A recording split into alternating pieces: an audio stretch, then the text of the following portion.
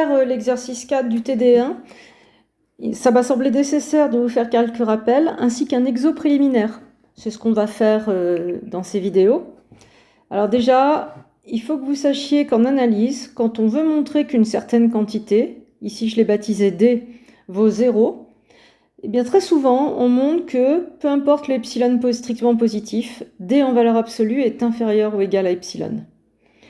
La preuve est très facile. Si vous êtes capable d'avoir cet encadrement pour tout epsilon positif, eh bien, vous pouvez passer à la limite quand epsilon tend vers 0 plus. D, lui, il est figé. Et donc, vous trouvez par théorème d'encadrement que D vaut 0. Et plus généralement, si vous arrivez à trouver un multiple fixe de epsilon qui majore D en valeur absolue, alors, et ça pour tout epsilon, vous aurez le droit de dire que D vaut 0. C'est quelque chose qu'on fait très souvent en analyse. Par exemple, pour montrer que D est égal à 0, je figerai epsilon strictement positif. Puis j'écris des choses vraies de préférence, et j'arrive à montrer que cet encadrement est vrai. Et bien là, vous êtes dans cette configuration, votre alpha c'est 12.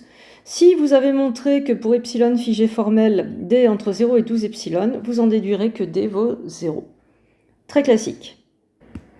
Le deuxième rappel que j'aimerais faire, et qu'il faudra connaître donc pour l'exercice 4, c'est quand deux fonctions sont bornées sur un intervalle AB, f et g, alors le i- de f, vous savez, ce sup des i de f avec f en escalier plus petite, avec g en escalier plus petite que f, et là le i- de g, c'est pareil, le sup des fonctions en escalier plus petite que g, enfin des intégrales, eh bien ça conserve un peu la monotonie. I- de f va être inférieur à I- de g. Le fait qu'elle soit bornée assure l'existence. Et même chose pour le i+. I+, on prend l'inf d'un ensemble plus grand que celui qu'on prend pour I+ de g. Bon, vous avez des choses comme ça déjà expliquées dans votre cours. Donc moi, j'ai besoin que vous connaissiez ici, à partir de f et g bornés, on peut passer au i- et on peut passer au I+. Troisième rappel. Quand vous avez une fonction bornée, i- de f et i+ de f existent, vous aurez toujours i- de f plus petite que i+ de f. Du coup, cette différence dans cet ordre-là, i+ moins i-, va être supérieure ou égale à 0. Tout ça, c'est dans votre cours, c'est juste des petits rappels pour ne pas être surpris.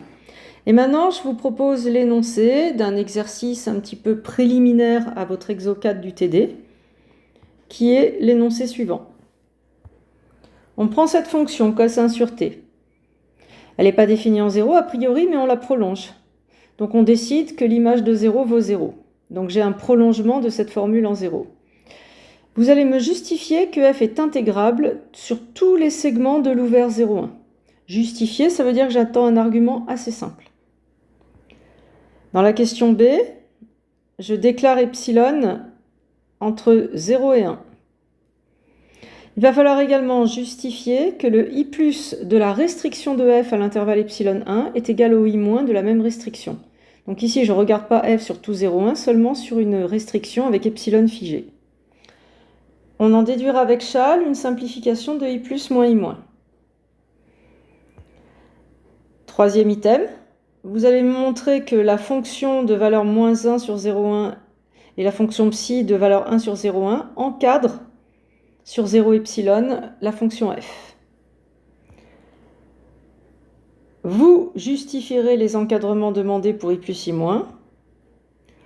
Vous conclurez sur la valeur de i+ moins i- de f et sur l'intégrabilité de f sur 0,1.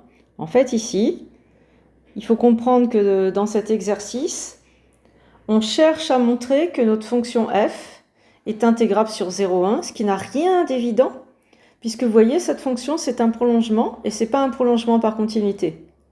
Cos1 sur t n'a pas de limite en 0. Du coup, je n'ai pas d'argument simple pour expliquer que f est intégrable sur 0,1. Je ne peux pas court-circuiter la définition avec i+ et i-. Donc notre stratégie ici, ça va être de montrer que i+ moins i- est égal à 0, la définition, et on va passer pour ça par les epsilon et utiliser le rappel 1. Donc cherchez un petit peu ça, et puis je vous propose d'autres vidéos pour la correction.